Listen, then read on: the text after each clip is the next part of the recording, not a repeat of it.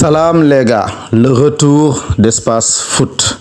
Oui, après un mois d'absence, maintenant on est de retour. Bon, dañoo nekkoon rek ci ay yitte amaat tamit ay quelques choses yoo xam ne dañ ko doon préparer concernant chaîne bi. Donc on est de retour pour parler du football, pour parler des quarts de finale de la Ligue des Champions. Am nañ Barcelone, Dortmund, Paris Saint-Germain, Aston Villa, Bayern Munich, Inter Milan, Arsenal, Real Madrid. Bienvenue ci journal bi.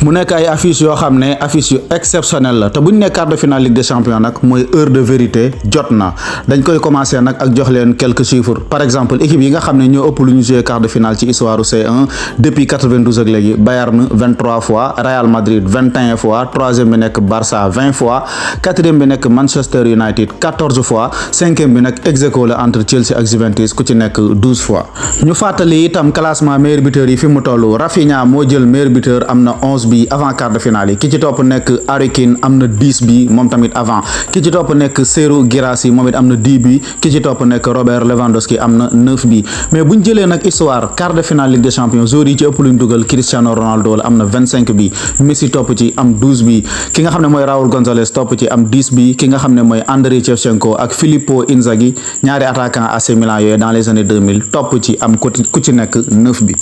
ci quart de finale yi itam nemmeeku nañ ci ay joueurs yoo xam ne dañuy daje ak seeni ancien club. Ku ci mel ne Lewandowski ancien joueur Dortmund la, tey ji mu ngi war a daje ak Dortmund en tant que joueur Barça. Ki nga xam ne mooy Martin Odegaard nekkoon na fële ca Real, tey moo nekk capitaine Arsenal. Ki nga xam ne mooy Marco Asensio, PSG moo ko abal Aston Villa, te ñaari équipe yooyu ñooy daje. Ki nga xam ne mooy Benjamin Pavard nekkoon na fële ca Bayern Munich, tey ma nga ca Inter war a daje ak ñoom.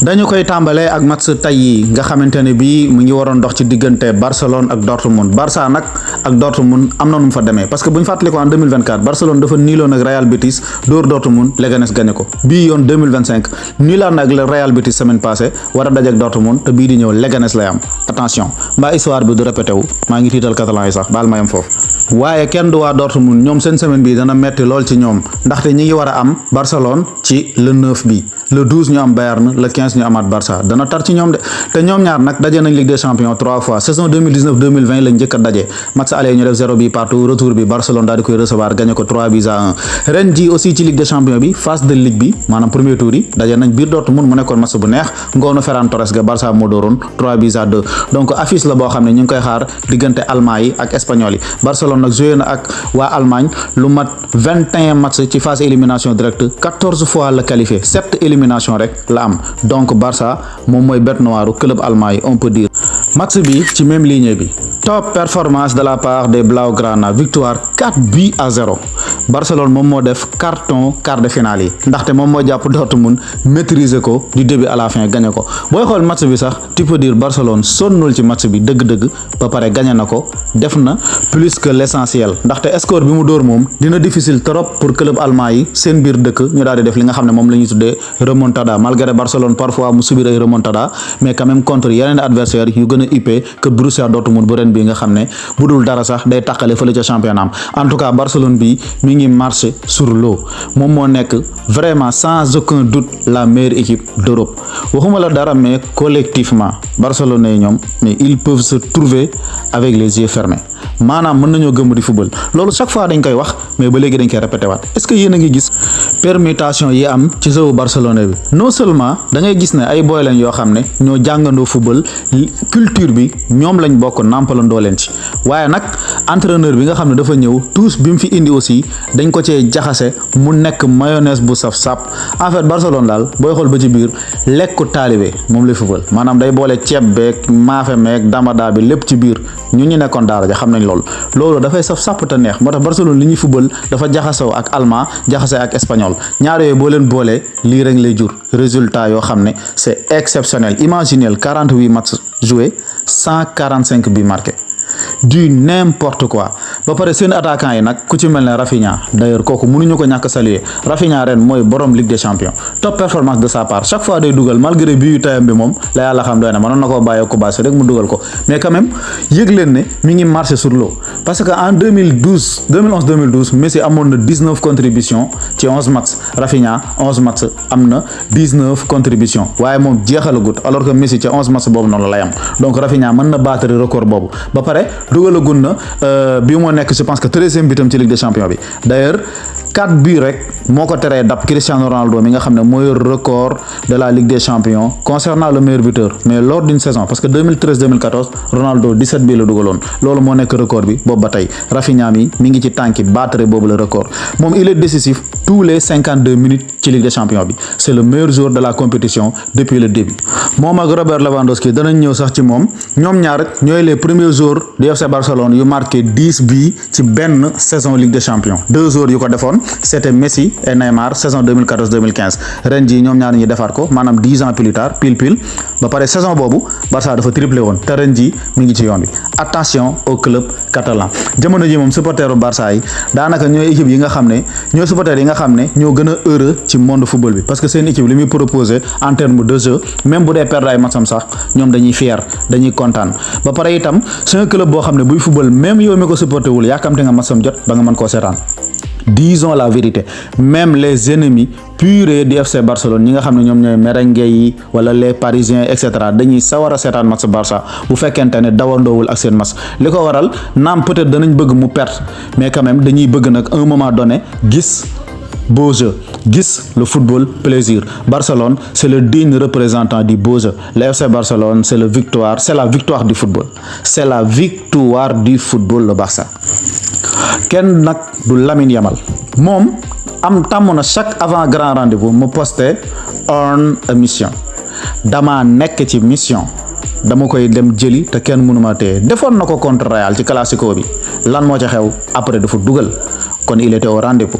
mu def ko contre Bayern lan moo ci xew dafa def passe décisif kon il était au rendez-vous mu defaat ko contre Pays-Bas avec équipe nationale Espagne ci dernier trêve bi lan moo ci xew dafa dugal rendez-vous bi nag mu joxaat ko waa Borussia Dortmund ci soirée tey bile lan moo ci xew dafa dugal marqué 4e but match bi 4e but aussi ci Ligue des Champions à l'âge de 17 ans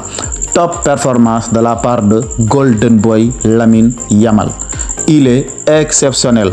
17 ans nga bokk ci les 5 meilleurs joueurs du monde jamono ji loolu bariwul grands joueurs yoo xam ne réussir nañ ko même les plus grands à leur époque bi ñuy am 17 ans quand même dañ doon topp ci ginnaaw gars yi xoolal ma chiffres yi muy am 43 games 43 matchs 14 bi 17 passes D maanaam il est décisif 31 fois ci 43 matchs exceptionnel Lamine Yamal yàlla bu ko cat dugg yàlla na ko cat seexlu mais catalan yi nañ ko noppal nag parce que match bi jàll contre Real Betis bi ñuy nul il a perdu 32 ballons incroyable parce que dafa sonn li muy football moo bari ci âge 17 ans te nag yaakaar naa expérience Ansu Fati ak Pedri war na jox leçon dirigeant catalan yi ak seeni entraîneur pour ñu protéger boy bi foofu rek laa yem ak yéen nag bëgguma ci coow ki nga xam ne moom mooy papay xale yi di Robert Lewandowski 36 ans la am mais balaa may ñëw ci lim def ren nañ xool ni mu def ak Dortmund gis ngeen lii ngay gis nii c'est 27 matchs contre Dortmund 27 bi mais lii avant match bi la donc tey la amoon 28e match am dugal na leen maintenant 29 bi parce que dafa doublé ba pare am 3 passes décisives 28 matchs 32 contributions contre équipe bi nga xam ne moo ko révélé en Europe d'ailleurs Dortmund moom mooy équipe bi ëpp lu mu encaissé bi contre Lewandowski c'est du n'importe quoi équipe boo xam ne moo la defar ba pare foo ko fekk mu faatu Lewandowski amal yar amal reconnaissance mais vraiment c'est un gars boo xam ne sous Hansi Flick beneen affaire la dafa am ay entraîneurs yoo xam ne seen mariage dafa jàll Zidane ak Ronaldo Hansi Flick ak Lewandowski Lionel Messi ak Guardiola parce que Lewandowski à l'âge de 36 ans il a marqué maintenant 40 bi ci saison ren bi te moom mooy premier joueur en Europe bu egsi ci chiffre boobu malgré critiques yi ak yi ñu koy waxal yépp c'est un attaquant top classe international il fait partie des tout meilleurs numéro 9 de tous les temps wax ci Hansi Flick nag moom léegi routine la quoi, c'est-à-dire habitude la, dañ ko tàmm saa yooy wax ci Barcelone surtout bu defee yenn performance grandiose yi il faut nga mentionner Hans-Dieter Flick travail bu exceptionnel bi muy def bu weesoo sur le plan tactique li nga xam ne mi ngi koy def sur le terrain, mais psychologiquement, mentalement et physiquement li mu apporté le club bi Barcelone gëj na ko am depuis longtemps. Est-ce que sax mas na am Barça bu mel nii? En tout cas le Barça de Guardiola gis nañ ko fi, c'était une équipe exceptionnelle, une équipe de rêve, une équipe presque moom mën naa ne mooy meilleure équipe de l'histoire. Gisoon nañ fi le Barça de la MSN, mais Barça bii nii chiffres yi mu nekk di bind nii mi ngi commencé battre chiffre ñaari Barcelone yooyu benn par benn. Attention, imaginez 2025 bi bañ ko duggee ba léegi FC Barcelone mooy seul club en Europe boo xam ne amagul défaite ci 23 matchs yu mu joué 3 matchs nii rek la ci am ci 20 victoires. At mi moom atum Chesney la quoi, ba mu taxawee ci camp yi ba léegi défaite ñëwagul. D'ailleurs Barça bokk na ci équipe yi nga xam ne am nañ possibilité réaliser li nga xam ne mooy triplé, def nañ ko 2 fois nag 2009 ak 2015. Championnat 8 matchs buñ ko assuré dañ koy gagné moo ci des déjà 5 matchs moo des ci Ligue des Champions buñ ko assuré mën nañ koo jël. Benn match rek moo des ci Copa del Rey mooy final bi, bu gagné coupe bi mën naa def li nga xam ne moom mooy triplé, bu réussir match yi yëpp daal génn ci mën naa def li nga xam ne mooy triplé, nekk première équipe dans l'histoire du football bu réaliser 3 triplés ci histoire, parce que def na 2 2009 2015, mais Bayern Munich aussi def na 2 moom def na 2013 def 2020, donc ñaari équipe yi rek ñoo def 2 triplés ci histoire. Léegi nag Barcelone mi ngi chercher 3e triplé ci histoire, mais nag ci période record à l'espace de 16 ans 17 ans quelque chose comme ça, dana nekk benn affaire bu exceptionnel. En tout cas saison bii moom lépp Barça lay woo te Barça mi ngi wuyu, nañ ko moytu.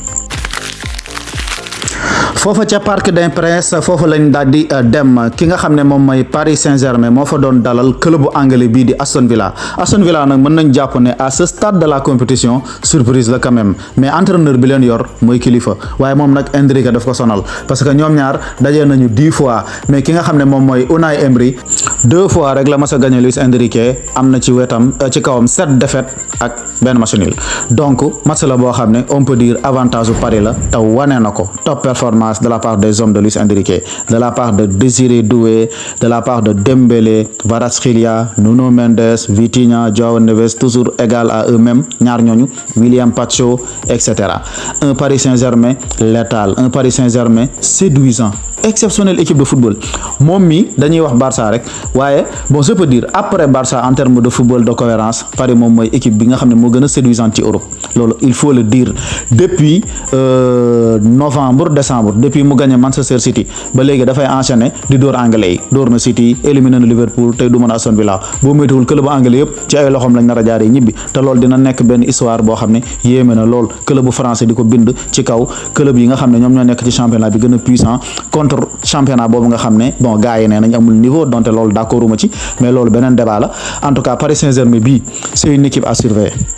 te souvent nag bàyyi leen xel équipe yi nga xam ne dañuy dem ay Ligue des Champions di ko jël d'habitude décembre la ñuy juddu jàpp janvier, te PSG boo xoolee boor yooyu noonu ci la baaxam gi fës, ci la démbalee tàkk booy yëpp retrouver seeni marque ñu fas yéenee ñëw doxal. te boo leen di seetaan t'as comme l'impression que da nga am benn groupe de talent bu exceptionnel, mais benn entraîneur surdoué moo réussir mettre leen ñoom ñëpp au diapason ñuy tirer ci même ligne. loolu moo tax nga gis jeu bu mel nii, gis dribble yi, gis technicité bi, gis corrélation bi, gis permutation yi, mais c'est du n'importe quoi. Paris Saint-Germain c'est le chaos organisé avec des magiciens à la baguette, mais Luis Enrique aussi moom mooy piloter avion bi. li ngay gis nii vraiment c'est du lourd, mais imaginez PSG gagner Ligue des Champions sans Kylian Mbappé. Mbappé li daloon Drogba ca Côte d'Ivoire du ko dal. Après tentative yi mu def yëpp jëlul CAN, dafa dem rek Côte d'Ivoire jël ko. mbaa li daloon Chelsea Eden Hazard du ko fa dal. Hazard moom it dafa quitté Chelsea rek Chelsea gagné Ligue des Champions avec la génération Mount et Kai Havertz etc.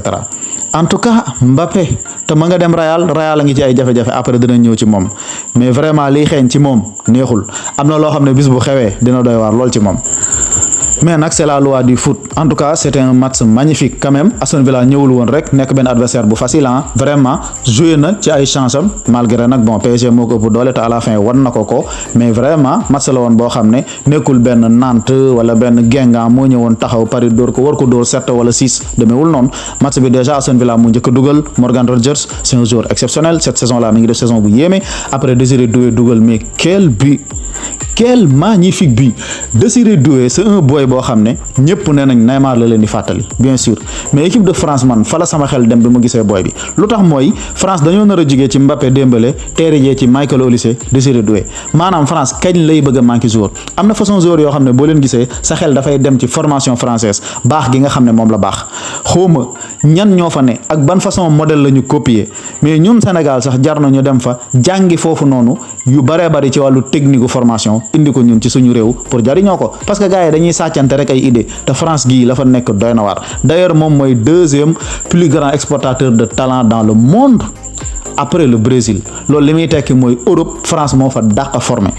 formé espagnol yi anglais yi portugais yi hollandais yi et j'en passe donc lii nii ñu nekkee te chaque année ñu génnee ay boy yoo xam ne ku ci dàq football sa morom nga ne ma kii la non loolu moom vraiment dama leen koy sax bëgg a soxoree en tout cas top performance de la part des Parisiens. Unai Emery bon dese na ay chance am Ligue des Champions mooy loolu mais quand même 85% actuellement mën nañ ne PSG moom bon qualifié na quoi te itam moo nekkoon surprise bu qualifié du bett kenn Aston Villa fii mu yegsi nii on peut dire surprise la te parcours bu honorable la même bu fi yemoon dana nekk benn parcours boo xam ne joueurs yi ak supporters yi dañ koy nettalante ci seen biir de génération à génération. mais Luis Enrique félicitations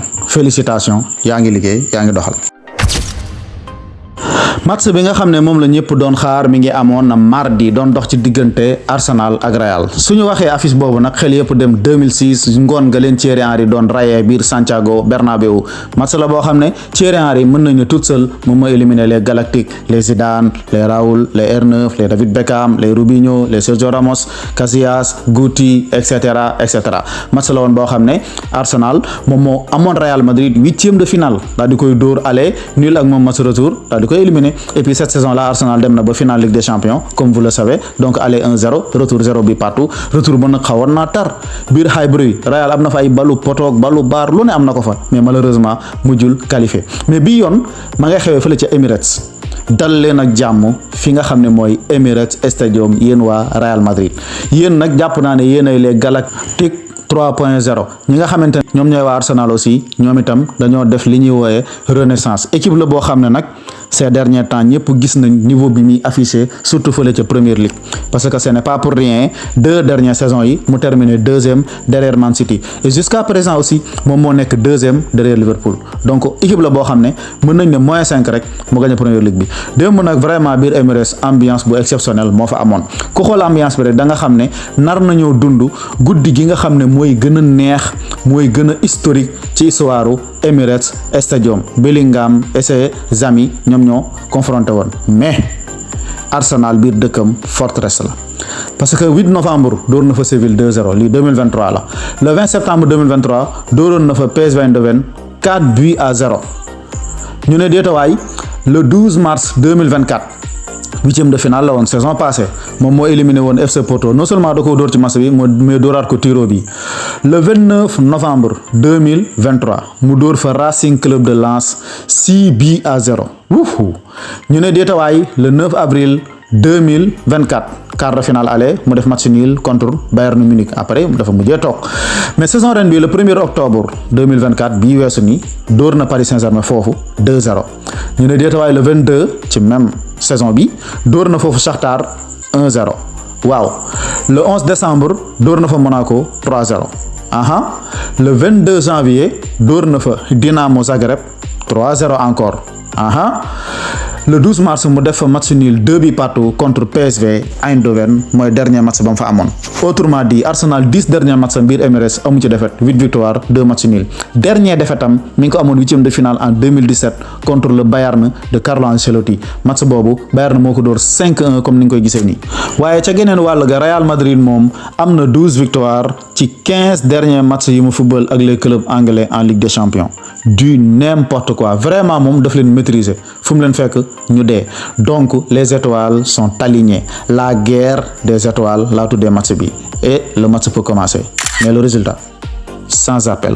3-0 top performance de la part des Gunners un match de malade mental gëj na ma seetaan Arsenal mu defal ma match bu ni mel genre match bi mi ngi may rappeler bi mu defeen lors des huitièmes de finale 2011 contre Barcelone biir dëkkam 2-1 un match magnifique wala sax match bi mu def 2012 aussi huitième de finale retour contre Milan dóor Milan 3-0 mais fekk na aller dañ ko dóoroon 4 loolu moo tax mu toog mais genre rendez-vous yi moom gëj na biir Emirates Stadium parce que adversaire bi moo ni toll bu ñu fàtte ne Real Madrid moom mooy le champion d'Europe en titre Ligue des champions bi gars yi di wër nii ci ay loxoom la ne ku ko bëgg a jël Real moo ko jël teg ko en jeu pour gars yi xëccoo donc boo ko defee lu ni mel vraiment dugg nga ci histoire à jamais démb on a assisté pour man soirée bi gën a màgg soirée bi gën a rëy ci histoire Emirates Stadium d'ailleurs Arsenal dans le jeu li nga xam ne moom la doon chercher ci match bi mi ngi ko am ci troisième but bi parce que ñun li ñu gis mooy David Raya moo avancé à 25 mètres de ce but def relance benn Declan Rice récupéré balle bi ci côté gauche ñëw fixé ba trouver Leandro Trossard génnee jox Lewis Kelly génnee jox Merino mu dugal donc Arsenal loolu la bëggoon a football mais Real daf ko xañoon ci premier mi-temps bi mujj na dem nag ba deuxième mi-temps bi mu wut ay coups de pied arrêtés am décanter situation bi et puis les coups de pied arrêtés parlons-en mais les coups francs de Declan Rice mais lii nii mais c'est exceptionnel Declan ceeb waru stan mais Declan xoolal ma fam làq bal lii nag la arabe yi di woowee zawiyatu shaytaan fa nga xam ne fa la seytaane dëkk fa la dugal bal bi top performance de la part de Declan Rice nii la joueur bu jar 100 millions d'euros jëm kaw da ngay prouver sa valeur rawatina ci match yi Arsenal way Bukayo Saka nekkul 100% amuñu numéro 9 dañoo paan gauche dañoo paan droite Declan Rice ne grawut man l'homme bi nga xam ne maa jaroon 116 millions et quelques man maay porter costume sauveur bi ñëw sauver leen top performance vraiment de la part de Declan Rice de la part de tous les joueurs d'Arsenal ils étaient tous au rendez-vous ils étaient tous au rendez-vous même Arteta était au rendez-vous tactiquement joueurs yi répondre présent benn dispositif tactique bu doy waar la teg premier mi-temps bi dafa ñëw lire Real ba xam lan la Real indi deuxième mi-temps bi ñëw mu tàkk ci kawam wan ko dooleem top performance de la part des Gunners ak seen ñaari bambino yi Lewis Kelly et Ethan Nwaneri Lewis Kelly quel match latéral gauche boo xam ne nañ ko bàyyi xel ci football anglais yi bu ñu fàtte ne Ashley Cole Arsenal moo ko formé woon te ci même optique yi rek la ñëwee woon démb boy bi dafa jël Rodrigo mi lem ba mu jekk dugal ci poosam puusul paasut créewul benn danger tout ça à l'âge de 18 ans moom ki nga xam ne mooy Lewis Kelly 18 ans et 194 jours moom mooy deuxième plus jeune joueur anglais bu débuté quart de finale Ligue des Champions première bi mooy Jude Bellingham mi ngi ko defoon 2021 avec Dortmund jamono yooyu mi ngi am 17 ans et 281 jours kii di Mikel Merino moom dafa yeb Real Madrid bii mooy 4e fois mu leen di dugal bon xaarul ba dem Arsenal doog a dajeek Real parce que ñëpp xam nañ ne c'est un espagnol te boo nekkee espagnol yàgg football première division La Liga boo footballu Real jàppal ne adversaire Real nga daan doon donc c'était un joueur de Real Sociedad moo tax mu mën a am lu ni mel Declan Rice Declan ceeb 34 buts 35 passes décisives maanaam il est décisif 69 fois ci carrière am pourtant numéro 6 la numéro 6 moo def chiffre yu mel nii ba pare en terme de coup franc Declan Rice joué na ci carrière am 405 matchs toute compétition confondue 0 free kick mooy lan 0 coup franc à l'espace de 12 minutes ci benn match mu dugal ci 2 coups francs contre qui le Real Madrid contre qui Thibaut Courtois le meilleur gardien du monde ces dernières années te nag moom mooy 5e joueur ci histoire Ligue des Champions bu dugal 2 coups francs ci benn match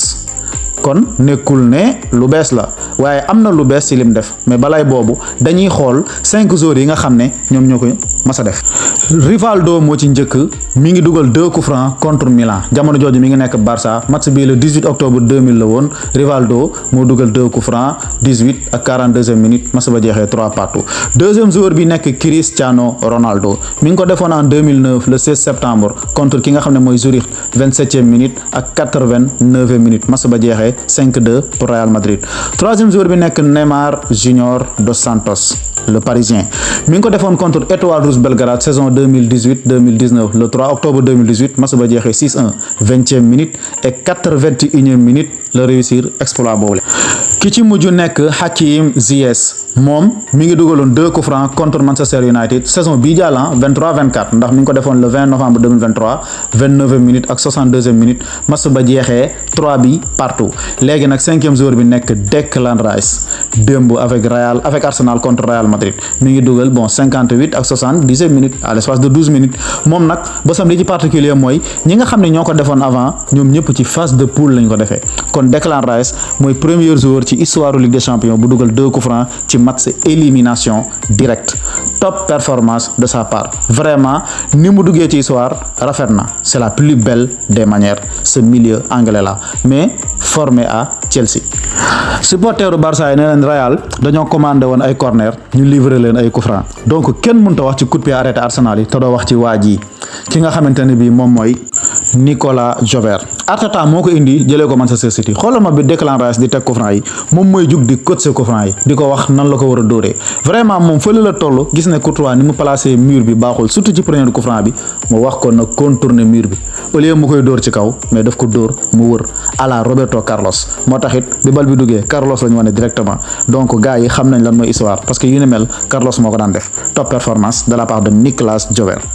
Mikel Arteta mi nga xam ne moo leen jàpp dóor leen dóor yu metti yi moom c'est un Barcelonais à la base ndax jaar na la Masia copain wu Guardiola la woon copain wu Xabi Alonso la woon déjà ñoom ñaan ñëpp pays basque lañ dëkk moom ak Alonso mais moom après dafa ñëw la Masia eggale formation jaar jot naa yéeg sax ci équipe première bi moom moo doon jox leçon de football Carlo Ancelotti et puis parlons de Carlo Ancelotti il est temps nag je pense que mu tourner page am ak Real Madrid parce que bu dul dara sax moom âgé na je pense que am na 69 ans quelque chose comme ça wax dëgg yàlla âgé na mais aussi amatul leneen lu mën a apporter Real li mu fa mën yëpp def na ko fa jaaraama doon Carlo 5 saisons avec Real Madrid mu joué ci lu mu bon 5 demi-finales gagné ci Ligue des Champions 3 fois donc amul lu mu fay apporter waat saison ren bi saison bu catastrophique la ci tous les plans moo xam côté jeu moo xam côté individualité moo xam côté résultat 11 défaites déjà saison bi 5 défaites Real am na ko ci Ligue des Champions bi est-ce que loolu parcours équipe la boo xam ne war naa jël coupe bi ak façon soox bi Real di soox ni est-ce que bu ci jëlee Ligue des Champions bi sax moom mooy loolu dana amati benn valeur bon peut-être merengue yi mën nañoo fâché mais quand même xam nañ bu baax a baax ni lii seen équipe di proposer nii ce n'est pas du Real Madrid te match démb bi dafa lu dul ñëw taal lamp yi ñëpp gis problème yi nekk Real mais naka jekk mi ngi fi woon ci début de saison bi les vrais merengue défaite bi bettu leen te ñi ngi ko doon xaar un jour boo xam ne day ñëw Real du pousse du passe ba pare ñu scorer ko devant tout le monde ñu xam ne problème dafa am problème bi nag naam Carlo ci la bokk ak tactique bi mais Florentino Pérez ci caaxaan la nekk équipe bi mënul perdre qualité année après année 2021 Ramos Varane dem 2022 Casemiro dem 2023 Benzema dem 2024 Toni Kroos dem Joselu Nacho te remplaçant yi nekkuñu ay remplaçant digne de son nom parfois sax doo leen remplacer depuis arrivé wu Kylian Mbappé bi est-ce que c'était nécessaire Perez dafa topp caprice am rek mais bi muy jënd Mbappé Real neuf fixe la soxla woon d'ailleurs ñoom boo xoolee bu ñuy football absence Toni Kroos bi dafay tax ba construction bi ñu waroon a def ci milieu terrain bi du mën a nekk léegi défenseurs yi bu ñu yoree bal dañuy allonger maanaam dañuy tëmbal mais booy tëmbal il faut nga am numéro 9 bu njool muy dékku bal yi di ëmb défenseurs yi di tegal milieu yi wala muy mbëkkal ailier yi ñuy daw mais Kylian Mbappé nga teg foofu mënul loolu te même bu xoon mënoon sax du fa taxaw saa yu gars yi di allonger rek moom ci ailier la koy fekk mu dem di buuxante ak Vinicius foofu noonu donc Real Madrid am na sérieux problème tactique boo xam ne Carlo début de saison ba léegi def na lu mën mais mënu ko résoudre jàpp ma ne dana ko résoudre moom ci li des saison bi xanaa mu toog rek ba saison bi jeex après lu yàlla dogal ñu xam ne loolu la su paree mu takki bagage am te dem mais suñ ko bëggee régler du changer coach rek mais il faut ñu changer yenn joueurs yi def ay recrutement pour lu ni mel daal di mën a bañ a amaat ba pare seen individualité yi nga xam ne sont mel ne Vini ak Kylian Mbappé non vraiment dañuy nelaw it map bi mu am nii vraiment gis nga Vinicius presque balim laal mën nga koo compter ci map bi ba pare lan la ci def lu dangereux dara et ça depuis beaucoup de matchs Vini nii la mel te ñu ngi fàttaliku nag le 29 octobre après ballon d'or bi lan la waxoon su ngeen bëggee ma def 10 fois plus li ma defoon te mën naa ko mais boobaak léegi joué na fi 29 matchs il est décisif 19 fois 12 bi et 7 passes D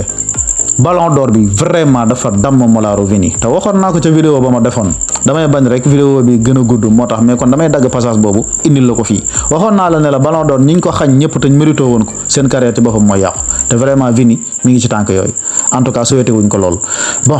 sinon ñu ngi félicité supporter Arsenal yi di leen wax ne réaliser nañ benn match boo xam ne histoire bind na ko te dootu ko fàtte ndax moment bi ñu toll moom lépp loo def rek day gaaw a siiw bu dul télé yi sax nekk réseaux sociaux yi ak yeneen ak yeneen ba pare Arsenal le 23 mars bii jàll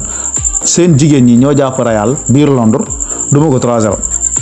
le 8 avril góor ñi fekk si leen ci kon jàppal ne Ligue des champions Arsenal Real 3 matchs lañ joué Arsenal gagné na ko 2 fois 3-0 yi démb yi ak 1-0 ya nga xam ne gagné woon na ko bërki démb en 2006 à Bernabéu en grosso modo 3 matchs Arsenal Real toujours Real mënul dugal club bi nga xam ne mooy Arsenal 3 clean sheet top performance vraiment de la part des Gunners ba pare défaite bi y a beaucoup de Madrilènes yoo xam ne mi ngi leen fàttali guddi gi leen Lewandowski dunduloo woon en 2013 mois d'avril demi-finale Ligue des champions bi mu leen di dugal 4 bi ba pare Real parfois day jékki-jékki rek jël score ci Ligue des champions ça arrive en 2009 Liverpool duma na ko fi 4-0 huitième de finale retour Dortmund duma na ko fi 4-1 demi-finale aller en 2013 2019 Ajax dóor na ko fi 4-1 huitième de finale retour 2023 Manchester City duma na ko fi 4-0 demi-finale retour démb Arsenal duma na ko 3-0 quart de finale aller parfois Real day jékki-jékki rek jël score mais yii nag moom bon ñëpp lay dal ça arrive dans le monde du football c'est pas si grave que ça mais bon li wër te wër mooy Don Carlo bon su bëggee équipe bam bi lu mu bon mu siggi même bu dee day toog sax mu toog avec les honneurs na leen remotiver waat mais attention les gars s'il y a une équipe boo xam ne lu ne la capable xawma dañuy xërëm xawma yàlla ànd ak ñoom xawma sens bi ëpp xawma gars yi dañ leen ragal mais bu fekkee am na club bu mën a contourner façon situation yii ci Europe bul demander c'est le Real Madrid d'ailleurs supporters yi seen jëmmi bopp gëm nañ remontada bi presse bi gëm ko ñu yegg ci billet ya jeex na billet yi nga xam ne moom lañ war a jaay ci match retour jeex na Real lan lay xalaat indi Arsenal biir Bernabéu tëj ko fas ko yéene remontada parce que gis nañ mu def ko fi tableau bii rek est là pour illustrer li ñuy wax nii te ay équipe yu mag la koy def ay City ay Chelsea ay Bayern Munich ay PSG lay jàpp di leen remonter ci ay 10 minutes 30 minutes donc nag am na 90 minutes cette fois-ci pour def li nga xam ne mooy différence bi ba pare am na ay joueurs pour te sax en Ligue des champions loolu du fi gan en 2004 AC Milan dafa recevoir La Corogne dóor ko 4-1 retour bi La Corogne dóor ko 4-0 boobu 3 bi d'écart la woon te gis nga c'était le Grand Milan. ñu ne déetawaay 2019 gis nañ ko fi yàggul Barcelone moo recevoir Liverpool demi-finale aller duma ko 3-0 mais retour bi lan moo xew biir Anfield Liverpool sublimé wu tàkk ci kaw Barça remonté ko 4-0 match bool boo xam ne kenn du ko fàtte mais un an plus tôt rek 2018 AS Rome def na ko Barça aller ba dafa perdre 3 bi d'écart biir Camp Nou 4-1 pour Barça retour bi Rome ñu laaj ko 3-0 mu indi ko biir dëkkam te pourtant Rome nekkul équipe bu exceptionnelle mais parfois Ligue des champions sa biir dëkk am na ci yoo xam ne moom boo ko fay def doo ko sax tey donc gisoon nañ tamit bu ko gën a garaaw mooy remontada bi Barça defoon loolu moo siiwal turu remontada 2017 huitième de finale aller ba PSG moo door 4-0 retour bi Barça door ko 6-1 ak scénario match boo xam ne demoon na ba nekk 3-0 Barça di wut benn bi far pari dugal ko mais terewul Barça ñëw dugal 3 bi à l'espace de 5 6 7 minutes donc football tout est possible Real Madrid Arsenal Real na gëm ay chance am donte bariwut mais na ko gëm man maa leen ko wax nag waaye nag bu fekkente ne logique rek la ñuy xool dina difficile pour mu qualifier mais bu dee football la ñuy xool suñu neexee ne waaw c'est possible. à l'Allianz Arena de Munich lañ jëm Bayern Munich moom moo fa doon recevoir club bi nga xam ne moom mooy Inter de Milan bu Italie. l'Inter ces derniers temps on peut dire moom mooy le digne représentant italien ci Ligue des champions bi parce qu'en 2023 rek moom moo dem ba finale en 2020 finale woon na fi même Ligue Europa ces derniers temps moom Inter Atalanta et Roma ñoom ñooy club italien yi nga xam ne ñoo gën a régulier Inter Bayern nag affiche la boo xam ne day fàttali lu neex les interistes parce que moom moo nekkoon affiche su finale Ligue des champions 2010 boobu mooy Ligue des champions bi Inter mujj a jël mooy Ligue des champions bi club italien yi mujjee jël donc il y a 15 ans ci ginnaaw souvenir la boo xam ne neex na lool ci les vrais amoureux du foot italien et surtout les interistes mu nekkoon ngoonu Mourinho gu siiw googale ba muy tëj Bayern Van Gaal biir Bernabéu di ko gagné 2-0 doublé del Principe Diego Milito un joueur exceptionnel mu defoon saison bu remarquable d'ailleurs saison boobu Inter sax dafa triplé woon. ren jii nag histoire bi répété wu waat avec seen deux attaquants yi muy Harry Kane ak Lautaro mais le match était exceptionnel mais Inter moo gagné Bayern Munich biir dëkkam 2-1 événement les gars. D'ailleurs Inter Bayern rek daje woon nañu beaucoup de fois Bayern amoon na 4 victoires 2 défaites benn match nul mais démb Inter amaan na 3e victoire am ci kaw Bayern Munich mais biir dëkkam te victoire bii nii daf ñuy fàttali bi Inter amoon lors de la saison 2010-2011 bi leen Goran Pandev di rey booy xool même physionomie la 87e minute virgule 26 secondes ci la Pandev dugal summi mbubam démb itam Davide Pratesi ci la dugal summi mbubam sànni donc mu nekkoon match boo xam ne tactiquement Inter répondre na au rendez-vous Bayern Munich nag bon efficaceul dans les deux surfaces te li ma yàgg a wax moo ci ne football ki la gën a maîtriser li muy def mooy ki nga xam ne am na maîtrise ci ñaari surface yi mën na xombe ay camp ba du jël bii mais mën na bëtt say camp ba heure bu la bëggee dugal la te Inter lu ni mel la réussir def ko Bayern Munich grâce à Lautaro Martinez un des meilleurs numéro 9 du monde depuis 2 saisons gis nañ ne il est exceptionnel saison ren bi sax dafa mel ne kuy xaw a nelaw fële ca Serie A mais en Ligue des Champions mi ngi commencé ñëw d'ailleurs moom moo nekk meilleur buteur histoire Inter ci compétition bi mooy 19e but mais quel magnifique but passe Marcus Thuram bi mais quand même passe bi kenn du ci wax parce que finition Lautaro bi moo rëy bu doon mën a maa ngi xalaat dóoree ko pied gauche wala mu dóor ko mu naaw mais extérieur bi vitesse d'exécution boobu vraiment il faut nga nekk un top player pour nga xalaat ko ba koy def top performance de la part de Lautaro Martinez c'est un buteur boo xam ne dugal na contre Liverpool dugal na contre Real dugal na contre Juventus dugal na contre Milan dugal na contre Bayern moom léegi ponkali la xewal parce que c'est un grand saison passée il a terminé je pense que 6e xaw ma 7e ci rang au Ballon d'Or bi donc du gën a kenn malgré nag il est un peu sous-coté parce que championnat ba mu nekk mooy loolu mais c'est un top player mais Harry Kane lii ni nga koy raté yow lii tax ñu lay wax liñ lay wax buteur bu toll na yow war nga am face à face di ko vannager ci àll bi et puis def na ko sax lu ëpp benn yoon donc bu Bayern na toogee rek jàppal na yow la vraiment Thomas Müller moom def na li mu waroon def pas la ndeysaan 35 ans dugg na wane rage grinta esprit de gagneur rayante ba égaliser ndeysaan marqué na déjà 57e biyam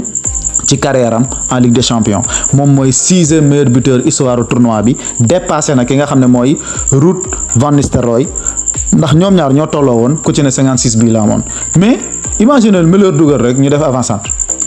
Inter li ko dalee ci gardien bi ba ni bal bi di duggee 4 passes lañ def 4 passes ñu bëtt défense Bayern bi donc foofu organisation tactique bi des na ba pare mentalement gars yi dañoo nekkoon di célébrer bii bi ci seen xel alors que match bi jeexagul moo taxit 1 2 3 4 Carlos Augusto génne jox Fratesi mu toj kër ga match bi jeex. Inzaghi, bravo, tu fais d'excellent travail. Il fait partie des meilleurs entraîneurs du monde, mais pour moi, c'est l'entraîneur le plus sous-coté ci football européen. Amul sax ma dem te ñëw parce que li muy liggéey biir Inter am na yenn championnat yoo ko doon def rajo yëpp yow lañ koy takkal di la jox àddiya àllarba ko jot mais malheureusement comme ni ma ko waxee sànq ci Lautaro championnat Italie la ne et c'est un championnat sous-coté mais liggéey bu am solo ñoom Inter ñi ña ngi ko fay def te vraiment nag moom fii ñu egsi nii mérito nañ ko victoire bu yéeme la ñu am bon match bi nag jeexagul loolu moom xam nañ ko parce que retour bi tamit Bayern mën na ñëw def exploit biir San Siro Bayern équipe bu Ligue des Champions la te mën na ay match extérieur mais en tout cas liñ gis démb Inter wane ko surtout ngóor si Nicolo Barella mettez du respect sur son nom. Il fait partie des meilleurs milieux de terrain du monde et ce depuis 4 ou 5 ans depuis mu ñëw Inter ba léegi mi ngi koy neexal vraiment c'est un joueur exceptionnel mais moom itam dafay souffrir comme li championnat Italie bi yëpp di souffrir mooy lan manque de médiatisation wala de communication parce que à un moment donné dans le monde noonu la yàgg a demee ndeysaan monde bi moo injuste souvent communication ba média bi benn bord rek lay demee ñëpp mënuñu cee bokk yam mais italien dañoo bokk ci ñi nga xam ne dañuy subir loolu mais quand même Inter Milan bokk na ci ñi nga xam ne ku mata ragal la te Barcelone am na nu muy bu génnee ci Dortmund Inter génn ci Bayern ñooy daje te gis nga résultat yu Inter am 9 victoires ci 11 matchs yi mu football ci Ligue des Champions te nul na ci Man City duma na ci RB Leipzig duma na ci Arsenal benn défaite la am te Inter ko dóor ba pare duma ci démb Bayern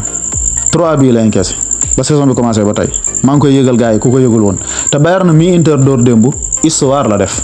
ndax Bayern mi ngi woon ci 23 matchs biir dëkkam amul défaite. Inter moo ko fa fekk jeexal boobule série bi mi ngi commencé woon en 2021 bi ko PSG dóoree quart de finale aller ba léegi nii mi ngi doog amaat défaite te daje na fekk ku ne donc boo xoolee pourcentage de chance yi ci ñaari match yi amoon ci mardi bi Arsenal moo am 94% pour passer victoire bi c'est logique Real am 6% Bayern Munich 17% rek la am Inter am 83%. loolu itam c'est logique match bi nag jeexagul mais quand même bu ñu sukkandikoo ci ngoon googu rek nañu féliciter Interis yi di leen wax ne vraiment réaliser nañ top performance te li ñu def nii du lu ndaw donc félicitations aux Interis, félicitations à Lautaro, Pavard, Bastoni et Simone Inzaghi. Félicitations aussi ak ñi nga xam ne gagné nañ l'homme du match ci match yi Declan Rice, Arsenal Real, Lewandowski, Barça, Dortmund, Kvaratskhelia, PSG, Aston Villa et Alejandro Bastoni diggante Bayern Munich ak Inter. Résultat yaa ngi noonu Arsenal moo duma Real 3-0 comme ni nga ko xamee Bayern Inter moo ko fekk door ko 2-1 Barcelone moo door Dortmund 4-0 Aston Villa PSG moo ko duma 3-1 dañ koy tëjee nag ak entraîneur yi nga xam ne mën nañoo def triplé bu saison bi jeexee Barcelone ba léegi mën na gagner championnat coupe Ligue des champions deuxième entraîneur bi Ancelotti malgré ay chance am wàññeeku na ci Ligue des champions mais ba léegi mi ngi ci 3 compétitions ki ci topp mooy Luis Enrique moom tamit kuñ war a bàyyi xel la moom it mën na def triplé dernier entraîneur bi mooy le plus sous-coté Simone Inzaghi mi ngi ci demi-finale Coupe d'Italie mooy leaderu Serie A te gis nga Ligue des champions bi bientôt mu dem fële ca demi-finale yi top performance de la part de ces équipes là et de la part de ces coachs là jaa ngeen jëf.